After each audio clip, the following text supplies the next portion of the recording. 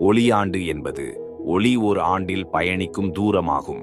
இது சுமார் 9.46 டிரில்லியன் கிலோமீட்டர்கள். இது பூமி சூரியன் இடைவெளியை விட 63,000 மடங்கு அதிகம். நாம் வசிக்கும் மில்கிவே நட்சத்திர குழாம், மில்கிவே கேலக்சி, இதன் விட்டம் டியாமீட்டர் சுமார் 1,00,000 ஒளியாண்டுகள்.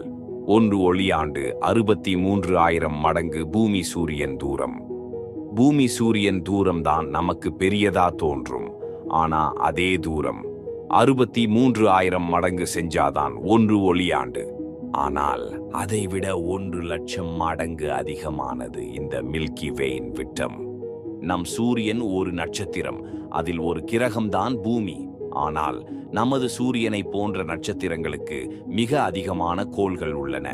நமது சூரியனைப் போல சுமார் 400 பில்லியன், அதாவது 40,000 கோடி நட்சத்திரங்கள் நமது மில்கி வே எனப்படும் வழிநெடுங்கால குழாமில் கேலக்சி உள்ளன.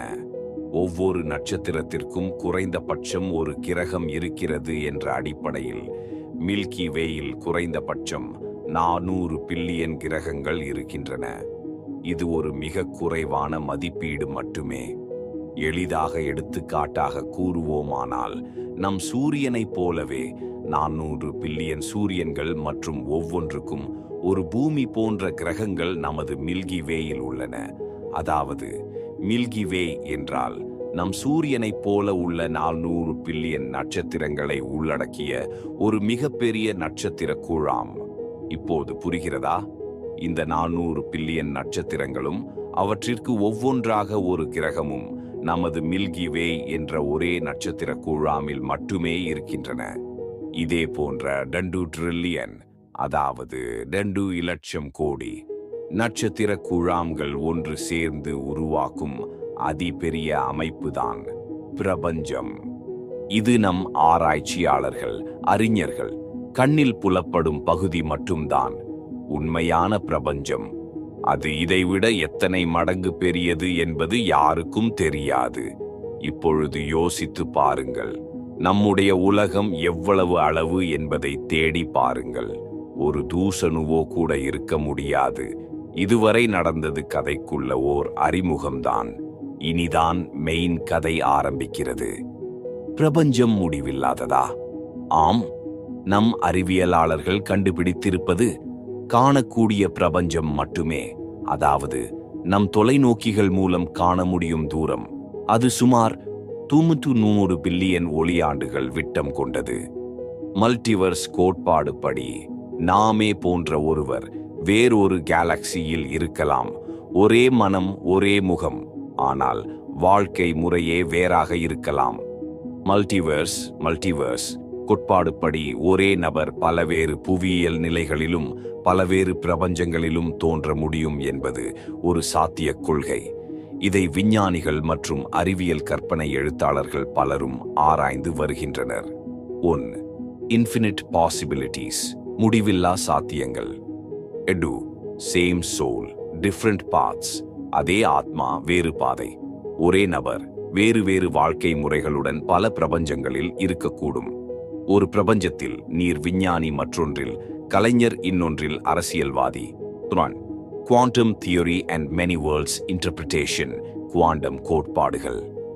நாம் ஒரு கடலில் ஒரு கப்பல் விழுந்தாலே அந்த காட்சியை பார்ப்பதற்கே பயமாக இருக்கும்.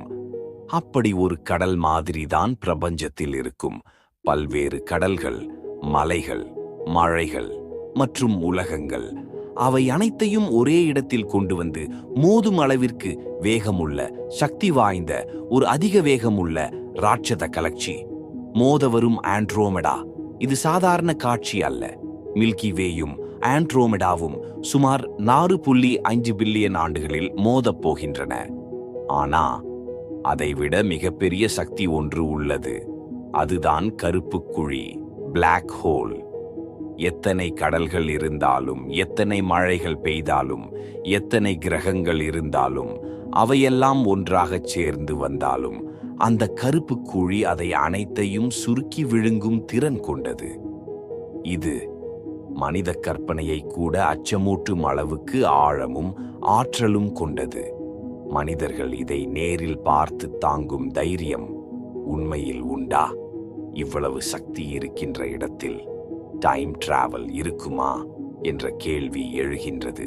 காலத்தை தாண்டி பயணம் செய்வது சாத்தியமா? இப்போதுதான் உண்மையான பிரபஞ்ச கேள்விகள் ஆரம்பிக்கின்றன.